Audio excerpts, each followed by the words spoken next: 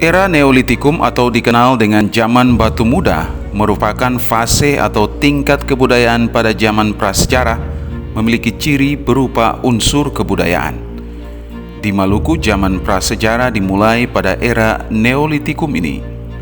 Hal ini ditandai dengan penemuan benda-benda prasejarah berupa batu asah dan gerabah atau alat-alat dapur yang terbuat dari tanah.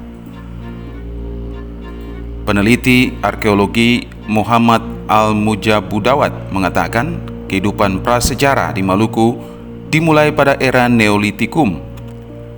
Neolitikum boleh dikatakan sebagai era peradaban manusia yang sudah cukup maju.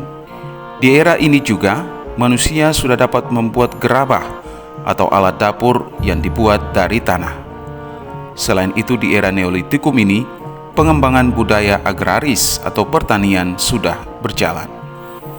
Pada era ini peradaban manusia semakin berkembang dari yang awalnya food gathering atau mengumpul makanan menjadi food producing atau menghasilkan makanan sendiri.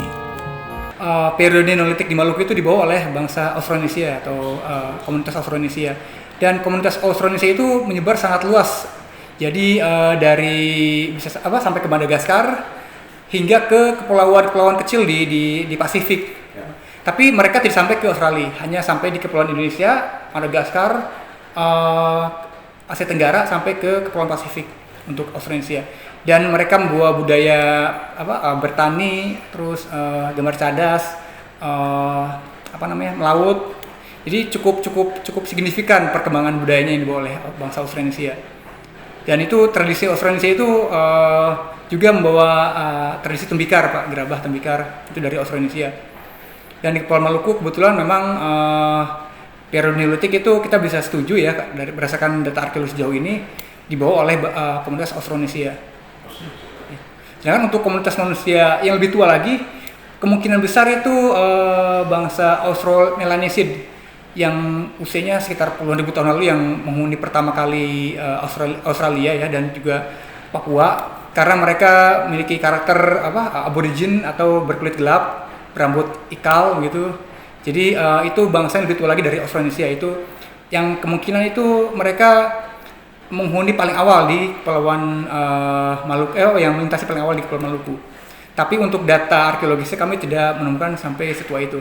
Jadi mungkin Maluku hanya sebagai perintasan saja pada masa itu.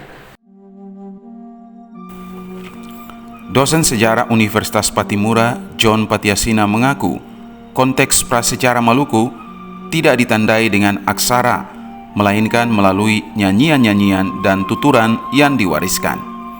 Selain itu ada pula peninggalan-peninggalan berupa lukisan cadas di gua-gua. Lukisan cadas ini tersebar di beberapa tempat di Maluku. Menurut Patiasina, kepercayaan manusia prasejarah Maluku ditandai dengan ditemukannya dolmen atau menhir. Dolmen merupakan meja batu yang dibuat untuk meletakkan sesajen. Sedangkan menhir adalah tugu batu untuk pemujaan nenek moyang. Kepercayaan ini merupakan peninggalan pada era batu besar atau megalitikum. Kalau bicara tentang prasejarah di Maluku ini kan, Maluku ini luas. Kalau dalam beberapa literatur lama itu kan ada satu orang ahli hukum adat Belanda yang namanya Van Vollenhoven, kan dia membagi wilayah hukum adat di Maluku ini atas 3. Wilayah Kesultanan, wilayah Republik Pedesaan, dan wilayah Kebangsawanan. Wilayah Kesultanan ini meliputi daerah-daerah yang dikuasai oleh kesultanan yang ada di Maluku Utara. Sedangkan untuk wilayah Republik Pedesaan ini adalah wilayah-wilayah Maluku Tengah yang kenyataannya itu dipimpin oleh raja-raja dalam desa. Makanya disebut Dorps Republikan itu.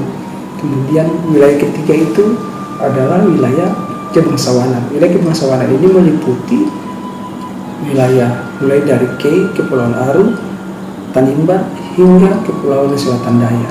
Nah, ini berkaitan erat dengan kondisi masyarakat di sana yang secara kasat mata terlihat mereka terdiri atas tapi sangat bisa sosial masyarakat itu. Ada kasta-kasta di dalamnya, mulai dari Mel Renggen Iri di Kei sampai Marnas Tam Buru atau Buru di Maluku Barat Daya, itu masih.